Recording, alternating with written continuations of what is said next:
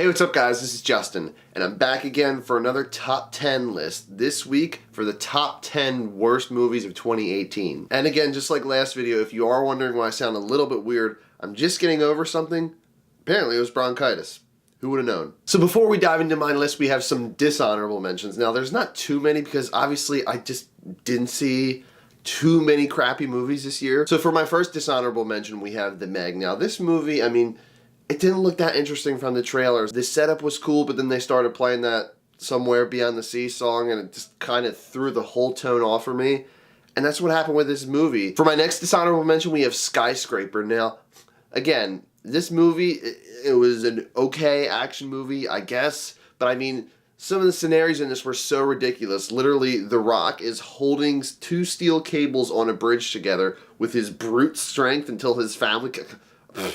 Alright, come on. So that's it for my dishonorable mentions list, really. Again, there wasn't too many horrible movies I saw this year, but let's get into it. My top 10 worst movies of 2018.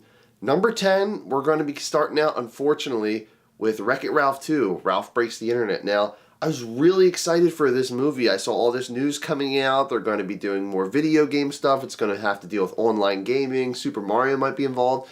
And it got me so pumped. And when I saw the first trailer and I saw all of Disney's product placement, it just killed it for me. Now, in the movie itself, it wasn't all bad. They show the arcade in the beginning. They're playing Tron. You go into this online race called Slaughter Race, which is like a GTA clone, which I really liked.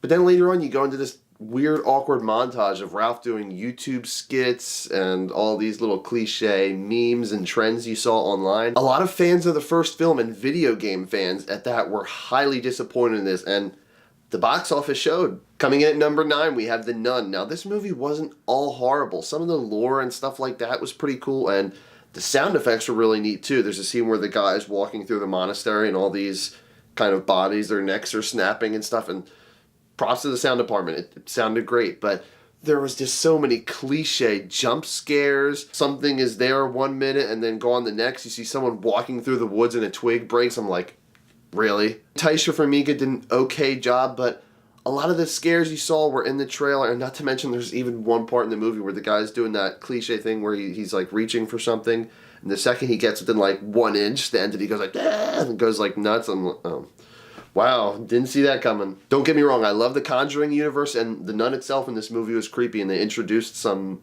interesting aspects, but not enough that I would deem it good or even mediocre. So number 8 was another disappointment. We have Maze Runner: The Death Cure. Now, I'm a huge fan of the series. I didn't read the books, but I loved the first film. The second film was good. I didn't mind that. But this film, oh my god, I understand why they had to delay it. Apparently, Dylan O'Brien fractured his skull while he was filming. But seriously, I think what also hurt this movie is they released it far away from the second film because of that, and a lot of people forgot about this franchise. So basically in this film, there's a lot of things they introduced that go unexplained, like how did this happen? How did that happen? And it's just really jarring the whole time. And there's a scene at the end where the one girl has the opportunity to hop in the helicopter with Dylan O'Brien because the building under her is collapsing. And she has plenty of time to do it. And just for dramatic effect, she just goes down with the building. Sorry guys if you haven't seen it, spoilers, but it was such a disappointment, and there was a few scenes of action that were pretty cool. The opening sequence was awesome, but all in all, guys, Maze Runner 3, big disappointment. So number 7, we have Action Point with Johnny Knoxville. The plot in this movie was actually pretty good. I liked the setup, I liked the characters, but what really killed for me is the stunts were stupid, the humor was stupid, and for a movie with Johnny Knoxville supposed to be related to Jackass in a way, this was just a huge disappointment. Nothing seemed crazy. Nothing seemed funny. It was just awkward and really misplaced. Chris Pontius was in this movie, and he should just really stick to Jackass and doing skits and stuff like that because his character was so stupid. They really tried to be funny, but this came off as pathetic. I've honestly seen more ridiculous stunts online by YouTubers. So number 6 was an earlier one of 2018, Insidious: The Last Key. Now, I didn't really like the third Insidious movie. At this point, I thought they were milking the franchise, and I'm right. So Insidious: The Last Key, we do get some of Lin Shaye's backstory, and it's neat to see her growing up and her just dad being super abusive about Lynn's crazy theories and how she sees ghosts. And the dad in this movie is like, I almost thought of him as a villain. He was scarier than the actual creatures themselves in this film. But once they got past Lynn's backstory, it just became super dull and uninteresting to me. They bring back those two ghost hunter guys, which, oh my god. Like in the first film, I didn't mind them. Their humor was subtle. I enjoyed it.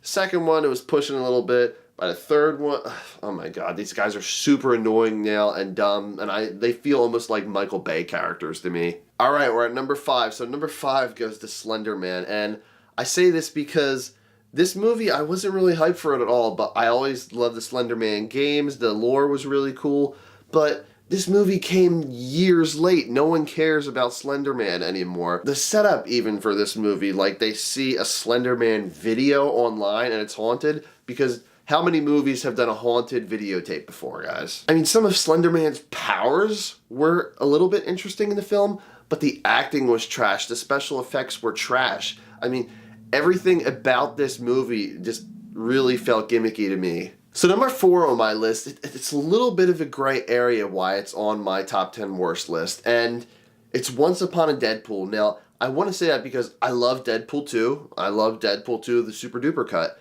Now with this, I heard they were doing a PG-13 cut, and I was thinking to myself, this is probably going to be some dumb cash grab, and it was.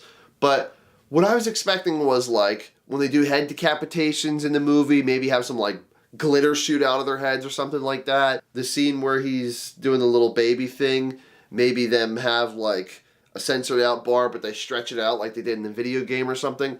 Little stuff like that here and there where they just like put effects on the film and touched it up. But no, all we got was 20 minutes of Deadpool and Fred Savage, and those were the only additional scenes they put in. Any other additional scenes that people might not have seen were already from the super duper cut. So it was nothing new to me, and it was just a poor attempt to gain more money for Deadpool. Number 3 goes to Rampage, and like I said, I'm all about over-the-top action movies. I mean, you can balance over-the-top and seriousness in a film. I mean, look at Pacific Rim, they did it beautifully. But once you start going into characters' backstories way in depth, more than you should, and sub-characters' backstories, the movie just comes off as super indecisive and just jarring to the viewer. Even the ending fight scenes were boring. There was way too much going on, and there was just too much over-the-topness to this film. Like, The Rock gets shot in this movie, and again, another one of The Rock's immortal events where he gets shot a few times and just walks it off. Nothing happened. What shot? Another trash video game adaptation.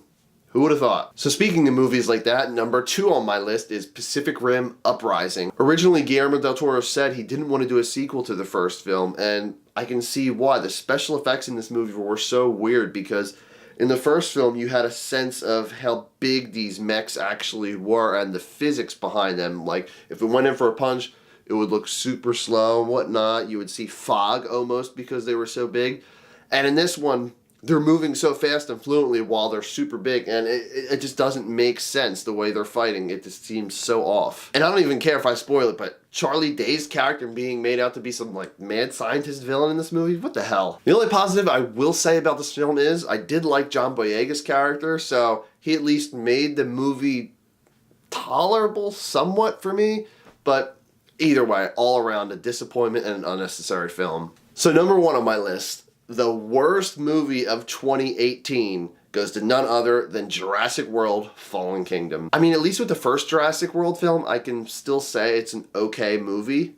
But this one, oh my god, toss all logic out the door because they just mess with your head so much and just, they don't care. So one of the characters died in this film, and basically this scientist takes the DNA of the woman who died, replicates it, and basically clones her and begins raising her from a baby to an adult. So in the film, she's at the kid stage, and I'm just like, whoa, what? Like, you've created dinosaurs, but now you're cloning humans? Like, what else are they going to do in the next film? I'm really scared to see what they're going to do next. And Jeff Goldblum's character, you remember that little clip of him you saw in the trailer? Yep, that was it.